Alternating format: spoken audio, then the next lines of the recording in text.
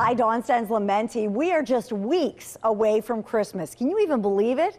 Which brings me to one of the greatest American traditions, the Christmas tree.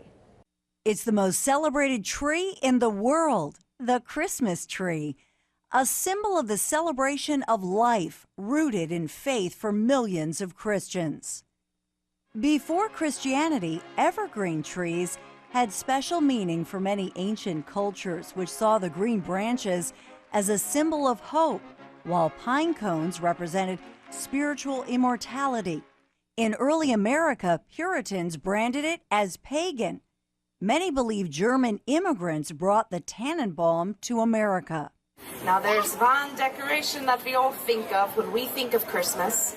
Historians say England's Queen Victoria and her German-born husband, Prince Albert, made it vogue when images of their decorated Christmas tree were published in 1848. An American tradition was born.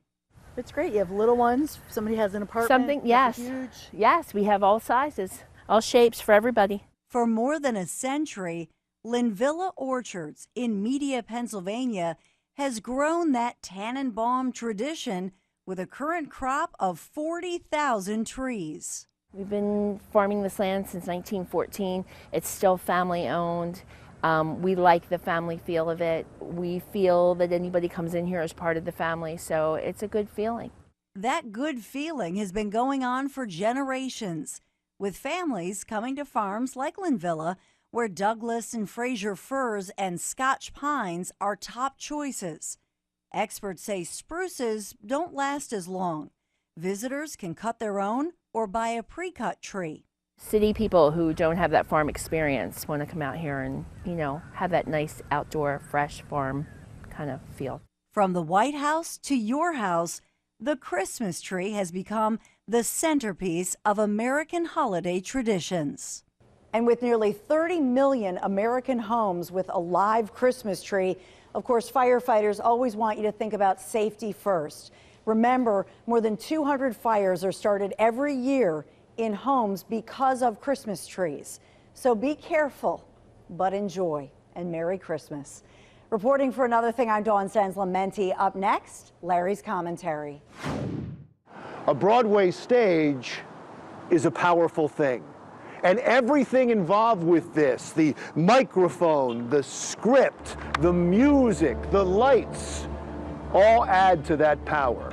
But it's important for everyone lucky enough to be involved with a Broadway production, the producers, directors, actors, to understand that this is all on loan to them. Fame and the power it brings is a fleeting thing. One day it's there, and then it's gone. Which is why everyone involved with the Broadway production is taught not to abuse that power, to have respect for the audience and all its members. Last Friday, the cast of the smash hit musical Hamilton forgot that most basic and treasured lesson of Broadway and abused the power entrusted to them. You see, the theater is a place to escape, to get lost in a story and away from the ugliness of things like politics. Just down the street from Broadway, protesters upset with the results of the election were chanting their discontent to anyone who would listen. Audience members who went to see Hamilton must have seen the front door of the Richard Rodgers Theater as a respite from all of that. Unfortunately, they were wrong. That same division that pours out of our TV screens and into the streets and infects even our Thanksgiving dinners was alive and well inside the Richard Rodgers Theater that night. One of the people who decided to take in a play that night and escape the divisiveness of the country was Vice President-elect Mike Pence. When the producers and cast realized he was coming, they plotted and planned a verbal ambush.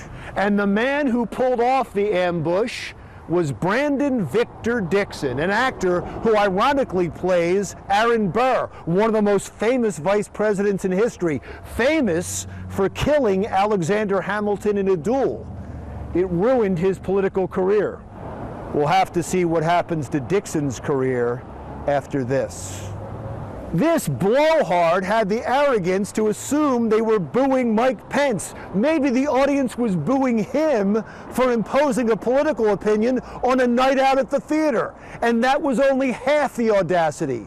The Secret Service was trying to escort Mike Pence out of the theater for security reasons. And this actor stopped them to give a self-important, condescending lecture to the Vice President-elect of the United States? And a lecture is exactly what Dixon did. Not from the heart, no, with words written for him by the producers. We, sir, we are the diverse America who are alarmed and anxious that your new administration will not protect us, our planet, our children, our parents, or defend us and uphold our inalienable rights, sir. But we truly hope that this show has inspired you to uphold our American values and to work on behalf of all of us. All of us. And there it is. Dixon said, we represent a diverse America who thinks your administration will not defend us. In other words, you're a racist. You can try to hide the accusation with flowery prose, but that's exactly what the cast is saying. So how exactly did these racists get elected? It must be by other racists, right? That's the prevailing theme, that the 62 million people who voted for Trump and Pence are racists. You see it on the streets, you hear it on the news, from TV shows that used to be funny. And that's the kind of despicable lie that got Donald Trump elected in the first place. You see, the 62 million people who voted for Trump were slandered, ridiculed, marginalized, and shouted down by the media, movie stars, SNL, and now the cast of Hamilton. They weren't racist. Most didn't like the allegations of Clinton corruption, or they felt lied to about the rising cost of Obamacare, or they lost jobs to bad trade deals, and they felt silenced until they got in the voting booth. And then, without fear or judgment, they had a voice. And that is a powerful thing. We have to stop firing the word racist around like buckshot. It has a deep and ugly meaning in this country, and you only weaken that meaning with its misuse. The diverse cast of Hamilton should know better. The president-elect tweeted out that he thought Mike Pence was harassed, and the cast owes Pence an apology. Brandon Victor Dixon responded by saying he would not, because conversation isn't harassment. Really? I guess I missed the part where Mike Pence got to speak. Look, conversation is good, debate is good, but there's a time and there's a place. And this wasn't the time or the place. The cast of Hamilton abused the power of the theater, and they should apologize, but they won't. Self-awareness suffers when you're blinded by political bias, and there will be consequences. I'm Larry Menti.